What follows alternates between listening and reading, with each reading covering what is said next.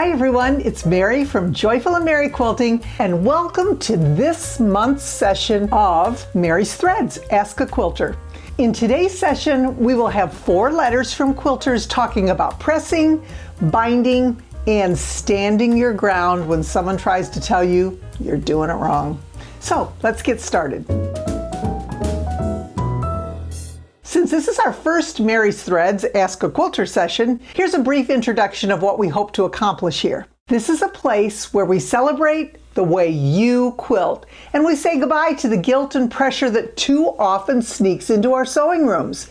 Each one of us brings a different style, we bring different preferences, different experience levels, and on our own, we have beautiful quilting personalities that we bring to the table. So we're going to keep the letters anonymous for privacy. So just like the old Dear Abby column, I'm going to give each quilter a fun pseudonym that fits their story. So let's get started with our stories. Letter 1. This letter is from Pressed to the Dark Side. Dear Mary, a few years ago, a shop owner during a class verbally scolded me for not pressing seams like she does. I was embarrassed as her comments made me feel less of a quilter. I didn't sew for a year. Isn't that just tragic? I then wrote a letter to the co-owner letting her know of the outcome of those hurtful comments. But now I'm sewing. I still press to the dark side 99% of the time. I just don't go to that shop if I can help it. Signed, Pressed to the Dark Side. Okay, so here's my reply. Dear Pressed to the Dark Side, I am so glad that you stood your ground and that you're still quilting. So here's what I do. First of all, I almost always set my seams first before I start to press. And what I do is when the piece is still closed, I will just take my iron and I place it right on top of that seam to kind of help to keep those fibers all connected. Once I've done that, then depending on the project, depending on the block, depending on what I am actually doing when it comes to pressing, I either press to the dark side or to the light if that's what I have to do depending on how I want to nest my seams, or I may press open. Now, as you can see from these pieces that I'm going to show you right here, this one's pressed open. This one is actually pressed to the dark side, as you can see. This one is pressed open. And in order to get that nice flat seam, I have a couple of techniques that I use. Some people will say the only way you're going to get a flat seam is if you press open, and that could be where this issue came from. But it's not true any longer. We have so many ways to help us, and I have a link to the video using a pressing solution in a pressing marker that you can look at if you haven't seen that already. This is my favorite go-to. I take the pressing marker, which is filled with pressing solution, and I use Mary Ellen's Best Press or Terriel Magic, half and half with water. Mary Ellen's I use straight up. Then I take the end of the pressing marker. This is just an empty paint marker that you fill, and I paint the seam. Then when I actually press to the dark side, press to the light side, or press the seam open, they are nice and flat, as I showed you here with my examples. You can see they press nice and flat in either direction. And I'll also use a clapper that I put down on top of the seam. When I press my seams open, I have a pressing bar. That also helps keep everything lined up. And then I have this great clapper that I use when it's a small block. So that's what I do when it comes to pressing my seams open. Those links are in the description. And you know what, pressing to the dark side? I'm really happy that you are still quilting. That's what's most important. Letter 2. This letter is from Binding Rebel. Binding Rebel says, Dear Mary, I have always been told to cut my binding strips at 2 1/4 inches, but I just don't like the look of it when I fold it over to the back. It feels too skimpy.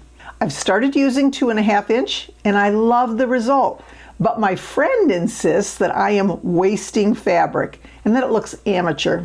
Is 2 1/2 inches really that bad? Signed, Binding Rebel. So here's my reply. Dear Binding Rebel, the short answer is no, it's not bad at all.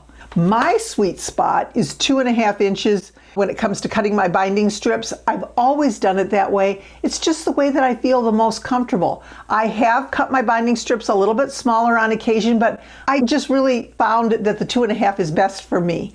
Whatever is best for you, whatever looks best to you is what's important. It's your quilt. Now, talk about wasting fabric. We're talking 1/4 of an inch. That's not a whole lot of waste. Yes, it does add up in the long run when we figure how many inches go all the way around our quilt, depending on the size we use. But to me, if I'm happy with a 2.5 inch, that's what I'm going to do. I'm not worried about that 1/4 inch of wasted fabric. So, one thing you can do is, I have a quilt project. It's easy, it's simple, and if you're new to binding, you might want to just do something like this to see what you like best. Because I'll tell you, there are some quilters that go way down to a 2-inch binding strip, a 2 1/4, a 2 1/2, and some go up to a 3 and a 3 1/2. Again, it depends on what works best for you. This is a really great pillow cover pattern. It's very simple if you like to cover pillows. You can do any size. I used a long pillow here, but the instructions will help you make this particular pattern in any size that you want. We have a link to this video if you're interested, but what I think is important with this is the binding. You can take a pillow pattern, it will be stuffed so you're not going to see the binding strip that much. The stuffing kind of covers everything up, but you will be able to see whether or not you like a 2 1/2 inch, a 2 inch, a 3 1/2 inch, whatever you think looks best on a small scale. That way you're not doing it on a whole quilt, and then that to me would be wasting fabric if you actually cut those binding strips really wide or really thin and then we're unhappy with it. Try it out with a small project like this. I think you'll be happy with what you have. And you know what? Whatever, again, works for you, Binding Rebel, is the best thing that you could do. What everybody else says or thinks really doesn't matter. Letter number 3 is from Applique Adventurer. And she says, Dear Mary, I tried raw edge applique for the first time last month, and I love it. But at my guild meeting, someone told me it's lazy applique and that I should only do needle turn if I want my quilts to be taken seriously. I'm feeling deflated. Is raw edge applique really frowned upon? And it's signed Applique Adventurer. So here's my reply. Dear Applique Adventurer, raw edge applique is absolutely not frowned upon. Raw edge applique is a valid and creative technique, and I find that in many cases it's the perfect choice for the look that I want. So here's what I do. First of all, you need to consider what is the purpose of the quilt. If it's a wall hanging, such as this Christmas advent calendar, you can see that the raw edge applique works really well with the hearts. And you know what? I didn't even stitch around the edge because I know I'm not going to wash this. I know it's just going to be for display, and I have had this for years, and it looks perfect every single time. There's a pattern for it in the description if you're interested. In addition, there are always quilts that we really would like to have cute applique, something maybe a little more detailed, something that is a little more adventurous when it comes to our quilt. And when that happens, you can do the raw edge applique, but you need to make sure that those raw edges are anchored down. They have to have some kind of a stitching, whether you just do a single stitch around the edge, a zigzag around the edge, a satin stitch, or even a blanket stitch. It's important that you do that because if you're going to wash it, this will come up and you want to make sure it's down. Now here's an example of one of my quilts where I have raw edge applique, but I've got a really great blanket stitch going around the edge. This is going to stay in place for a while. Now I will give you a caution. When you do the applique and use a fusible webbing of some sort, be really careful which fusible webbing you choose. With this, I used an ultra hold because I wanted it to stay in place and I knew I wasn't going to sew through it. This, however, I used a very light fusible webbing because I didn't want to gum up my needle, and guaranteed your needle will get gummed up, kind of like when you use Velcro that has the sticky back, and I didn't want to mess with that. So this has the light fusible webbing and the blanket stitch. This has ultra hold fusible webbing, no blanket stitch, no outline stitch, and you know what? I love them both. Letter number 4. This is from the Silent Sewer.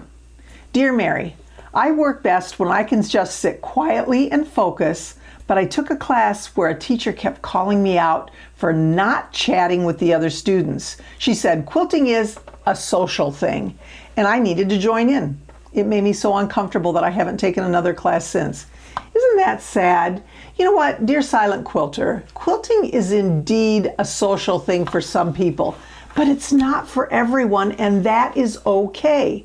So here's what you might want to do. If you're in a class and you want to focus, simply let the instructor know at the beginning that you're here to learn, and please don't be offended if you are quiet while working. A good teacher is going to respect that. Your quilting time is yours. No need to change your personality for it. I really hope your next class experience is peaceful, quiet, and productive. So those are our 4 letters today. And by the way, the quilt behind me today is our whirligiggle pattern, and I'm going to be teaching foundation piecing and fusibles at the Quilted Summit on September 16th. There will be over 25 teachers, and it's a free event with the option to upgrade. It is going to be so much fun and well worth the time. It's a great opportunity for you to learn from some amazing teachers throughout the 2-day summit.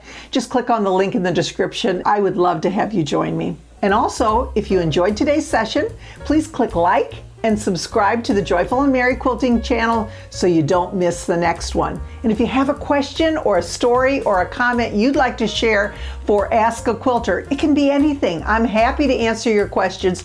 Just send me an email, mary@joyfulandmerryquilting.com, or leave a comment to this video. Your letter might be featured in one of our future sessions. I am always trying to be joyful, but I will always be merry. Thank you so much for joining me today.